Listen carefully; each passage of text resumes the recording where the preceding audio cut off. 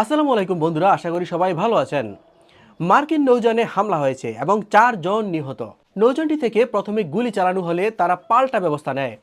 এই ঘটনাকে কেন্দ্র করে ওয়াশিংটন এবং কিউবার মধ্যে কয়েক দশকের মধ্যে সবচেয়ে বড় কূটনৈতিক উত্তেজনার আশঙ্কা করা হচ্ছে। এটাই হওয়ার কথা। অনুমান করা হচ্ছে ধীরে ধীরে সকল রাষ্ট্রের সাথে সম্পর্ক খারাপ হবে আর এভাবে যুক্তরাষ্ট্র তার আধিপত্য হারাবে।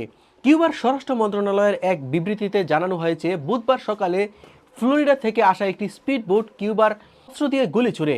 এতে কয়েকজন কিউবান কর্মকর্তা আহত হন। আত্মরক্ষার্থে কিউবান বাহিনী পাল্টা গুলি চালালে নৌকায় থাকা 4 জন নিহত হন এবং বাকি 6 জন আহত হন। এদিকে পাকিস্তান আফগানিস্তান সংঘাত, 113 আফগান সেনা নিহতের দাবি।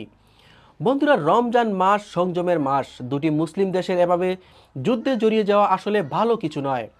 খবরে বলা হচ্ছে, পাকিস্তান বিমান বাহিনীর একটি যুদ্ধবিমান আফগানিস্তানের নানগাহার প্রদেশে হামলা চালিয়ে একটি বড় গোলাবারুদ ডিপো ধ্বংস করেছে। পাকিস্তানের এক সরকারি কর্মকর্তা জানান, সীমান্তে উস্কানিমূলক হামলার জবাবে পাল্টা অভিযানে আফগান তালেবান সরকারের 133 জন সদস্য নিহত এবং 200 জনের বেশি আহত হয়েছেন। নিরাপত্তা সূত্রের ভাষ্য, তালেবান বাহিনীর সীমান্ত লঙ্ঘনের পর পাকিস্তানি বাহিনী অপারেশন গজব লিল হক শুরু করে। রাত 2টা পর্যন্ত পরিস্থিতির আপডেট দিয়ে প্রধানমন্ত্রীর বৈদেশিক গণমাধ্যম বিষয়ক মুখপাত্র মোশাররফ জাইদি জানান, আফগান দিক থেকে উস্কানিমূলক হামলার জবাবে পাকিস্তানি বিমান বাহিনী একাধিক পাল্টা আঘাত হেনেছে। বন্ধুরা, এদিকে বাঘে সিংহে আবার লড়াই শুরু হয়েছে। আবার অনেকে বলছে শয়তানে শয়তানে লড়াই। আসলে ব্যাপারটা কি, চলুন দেখি।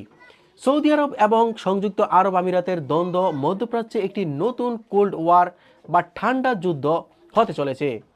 খবরে বলা হচ্ছে, মধ্যপ্রাচ্যের প্রভাবশালী দুই দেশ সৌদি আরব ও সংযুক্ত আরব আমিরাত দীর্ঘদিন ধরেই একই মঞ্চে মিত্র হলেও পর্দার আড়ালে তাদের প্রতিদ্বন্দ্বিতা ছিল স্পষ্ট।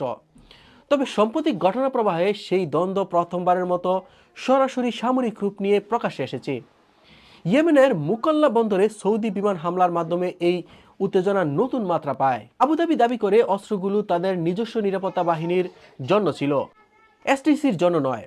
কিন্তু সৌদি আরব এই ব্যাখ্যা গ্রহণ করেনি। তাদের মতে হাদ্রামাউদ অঞ্চলে আমিরাতের প্রভাব বাড়ানোর নিরাপত্তার জন্য হুমকি।